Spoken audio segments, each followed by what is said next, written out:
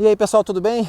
Afonso Ventania, o Bike Repórter do Jornal de Brasília, para dizer que eu encontrei a fonte do DR que passou aquelas informações para aquela reportagem polêmica divulgada na semana passada. Eu estive com ele agora na parte da manhã e conversamos bastante e tal, e como sempre as leis no Brasil são completamente dúbias, né? Cheias de interpretação. Não é diferente no CTB, que é uma lei federal, e isso tudo se deu por conta do conflito de dois artigos, o 244 e o 58. E aí vocês vão ver agora no debate que eu tenho com ele o que realmente aconteceu. Mas tem uma grande novidade, um avanço muito bacana depois dessa situação toda, que é capaz que os ciclistas aqui do DF sejam muito beneficiados. Acompanhe. E aí pessoal, beleza? Afonso Ventania, o Bike Repórter, falando direto do DRDF com o Estevão Gonçalo, chefe de operações dos agentes de trânsito aqui do órgão e também professor de cursinho de legislação de trânsito, para conversar com a gente sobre a reportagem polêmica divulgada na semana passada em relação ao que pode ou ao que não pode o ciclista, direitos e deveres nas vias e rodovias aqui do Distrito Federal. Foi ele o agente que eu apurei, que foi a fonte da referida reportagem. E aí, Estevão, me conta aí, é infração ou não é infração o ciclista trafegar nas vias aqui do DF? Afonso, bom dia para toda a sua audiência aí. É um prazer mais uma vez poder falar com você. Obrigado. E a primeira coisa, antes de falar se é infração ou não, tá? A conduta daquele cidadão que estava filmando o vídeo, a fala dele, é extremamente reprovável. Beleza? Isso aí é um ponto, não, é um consenso que não há dúvida. O dever de guardar a segurança de todos os veículos menores, inclusive até mesmo dos maiores, né, ter um comportamento social no trânsito que proteja a vida, é indispensável, ponto final, isso aí também não tem mais argumentação. Agora, eu não posso negar que, tecnicamente, no Código de Trânsito existe uma tipificação para aquele fato. Nas rodovias providas de ciclovia, a ciclovia é a faixa destinada aos ciclistas. Você está mencionando o artigo 244. Exato, não é 244 isso? Que foi o que você se baseou para... Isso, o 244 ele tipifica a infração de não usar a ciclovia. Perfeito, mas tem o artigo 58, né, Estevão? Que no artigo 58 existe uma entre vírgulas ali que, na minha interpretação, na interpretação de vários cicloativistas, instituições, ONGs do Brasil inteiro, respaldam a possibilidade do ciclista trafegar nas vias e rodovias. Qual é a sua interpretação em relação ao artigo 58? Tá, o artigo 58 ele tem uma expressão que ela deixa toda a interpretação mais complexa, que é o impossibilidade. Na impossibilidade do uso da ciclovia será utilizada a via. No nosso entendimento, o impossibilidade é quando de fato não tem meio físico de se utilizar aquela ciclovia. Ela está destruída, está tendo uma obra ou alguma coisa do tipo, algum tipo de bloqueio. De maneira geral, a regra é que se use a ciclovia, mas a gente entende também as dificuldades do ciclista profissional em relação ao uso dessa ciclovia. Que são, por exemplo, o atleta de alto rendimento, ele precisa representar o país ou a cidade dele em competições nacionais ou internacionais. Uhum. Nós chegamos a velocidades de até 45, 50 por hora.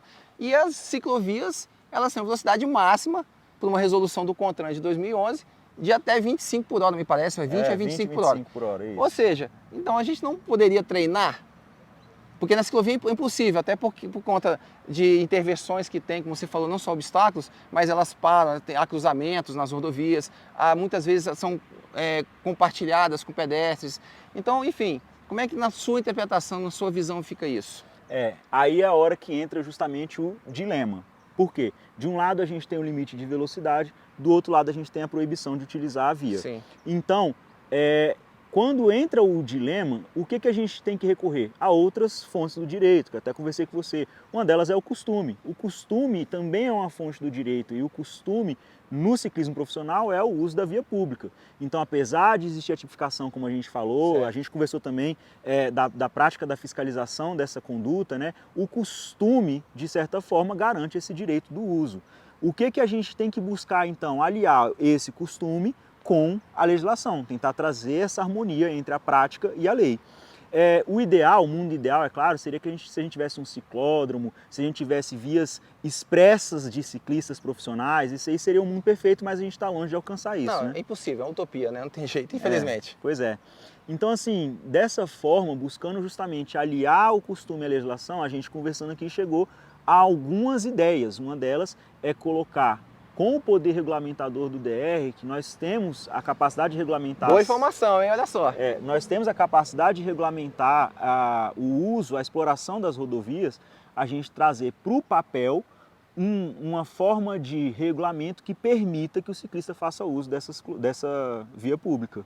E essa regulamentação, inclusive, está prevista no Código de Trânsito Brasileiro, não é isso? Isso. Que o município, no nosso caso, o distrito, né, o Distrito Federal, ele pode vir a regulamentar negativo ou positivamente. Ou seja, se o DR, por exemplo, percebesse que a circulação de ciclistas naquele trecho da reportagem, em qualquer outro trecho aqui no DF, fosse perigoso para o ciclista e para o motorista, ele podia regulamentar colocando uma placa proibida a circulação.